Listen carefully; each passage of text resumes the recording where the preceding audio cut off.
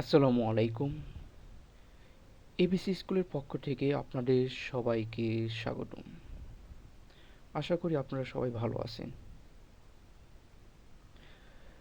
আজকের এই ক্লাসে আমি একটি প্যাজেস ট্রান্সলেশন নিয়ে আলোচনা করব। কিভাবে বাংলা প্যাজেস ইংলিশে ট্রান্সলেট করতে হয় সেই বিষয়গুলো নিয়ে আলোচনা করব। এখানে আমি ছোট্ট একটি প্যাজেস উঠিয়ে রাখছি এবং এই প্যাজেসটি এখন আমি ট্রান্সলেট করে দেখাবো।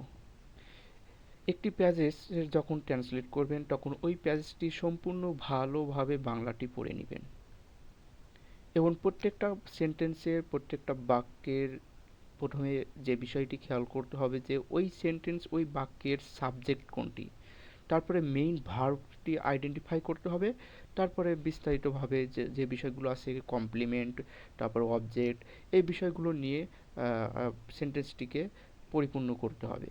তো এখানে যে প্যাজটি আমি এখানে আপনাদের সামনে উপস্থাপন করছি এই প্যাজটি এখন আমি বাংলা সুন্দরভাবে আগে পড়ে নেব এবং তারপর আমি প্রত্যেকটা line by line word by word কীভাবে ট্রান্সলেট করতে হয় সেই বিষয়গুলো নিয়ে বিস্তারিত আলোচনা করব। তো এখানে যে বিষয়টি প্রথমে আমরা পেজটিকে সুন্দরভাবে পড়ে নেব, দেন আমরা পেজটি ট্রান্সলেট করব। তো এখানে পেজটি আগে আমরা এখন পড়ে নেই। বাংলাদেশ একটি নদীমাতৃক দেশ। এখানে বহু নদ নদী রয়েছে। পদ্মা, মেঘনা ও যমুনা বাংলাদেশের প্রধান নদী। এই নদীগুলো আমাদের কৃষিতে গুরুত্বপূর্ণ ভূমিকা রাখে। তো প্রথমে আমি বাংলাদেশ একটি নদীমাতৃক দেশ এই বাক্যটি ট্রান্সলেট করব। তো বাংলাদেশ একটি নদীমাতৃক দেশ, এখানে সাবজেক্ট হচ্ছে বাংলাদেশ, বাংলাদেশ। তো এরপরে আমাদের ভার্ব নিয়ে আসতে হবে। তো এখানে ভার্বটি লুকানো আছে, যেমন বাংলাদেশ হয় একটি নদীমাতৃক দেশ, বাংলাদেশ হয় একটি নদীমাতৃক দেশ। তো প্রথমে আমাদের সাবজেক্টের ইংলিশ লিখতে হবে। তো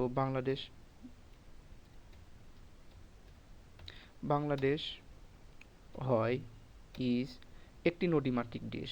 তাহলে একটি মানে এ নদীমাতৃক এর ইংলিশ হলো রিভারিং রিভারিং রিভারিং এরপর হচ্ছে দেশ, রিভারিং কান্ট্রি। বাংলাদেশ একটি নদীমাতৃক দেশ। এরপর এখানে বহু নদী রয়েছে। কোনো কিছু রয়েছে বা কোনো কিছু আছে, এই ক্ষেত্রে আমরা ব্যবহার করতে পারি ডেয়ার। তো এখানে অনেকগুলো নদী রয়েছে, সেই ক্ষেত্রে আমরা ডেয়ার আর ব্যবহার করব। ডেয়ার আর অনেক নদী বা বহু নদ নদী এর ইংলিশ হলো মেনি রিভার্স। অনেক নদ নদী রয়েছে এখানের ইংলিশ হলো হেয়ার। আশা করি এই সেন্টেন্সটি বুঝতে পারছেন। এরপর পদ্মা, মেঘনা, যমুনা বাংলাদেশের প্রধান নদী। তাহলে এই জায়গায় আমাদের পদ্মা, মেঘনা, যমুনা আগে লিখতে হবে। দা পদ্মা,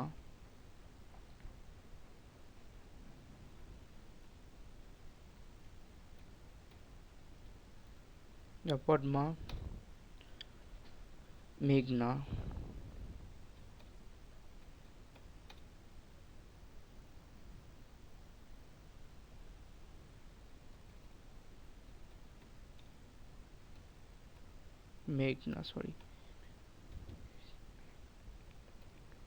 মেঘনা, the Podda, মেঘনা and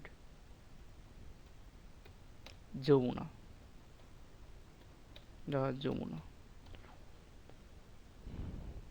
যমুনা,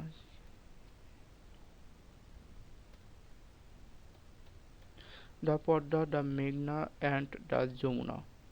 এই নদীগুলো হলো এখানে কি বাংলাদেশের প্রধান নদী।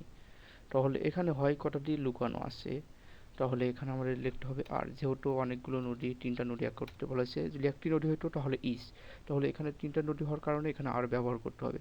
দ্য পদ্মা, দ্য মেঘনা অ্যান্ড দ্য যমুনা আর main river, the main river, the main main rivers, main rivers of Bangladesh, বাংলাদেশের,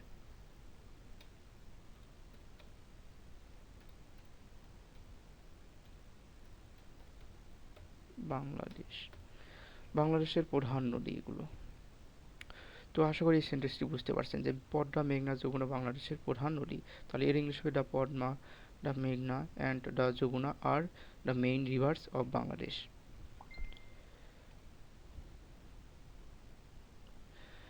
এরপর বলা হচ্ছে যে এই নদীগুলো আমাদের কৃষিতে গুরুত্বপূর্ণ ভূমিকা রাখে, আমাদের কৃষিতে গুরুত্বপূর্ণ ভূমিকা রাখে এই নদীগুলো। এখানে সাবজেক্ট হয়েছিল এই নদীগুলো, তাহলে এই নদীগুলোর ইংলিশ হবে this, this river, this rivers পেলে অ্যান্ড ইম্পর্টেন্ট, ইম্পর্টেন্ট রুল মানে গুরুত্বপূর্ণ, ইম্পর্টেন্ট রুল, রুল মানে ভূমিকা, বা ইম্পর্টেন্ট রুল মানে গুরুত্বপূর্ণ ভূমিকা রাখে আমাদের কালচারে। কোনো কিছুতে এরকম বোঝালে পরে ইন বসে তার আগে, তাহলে in our, in our agriculture, কৃষির ইংলিশ হলো এগ্রিকালচার,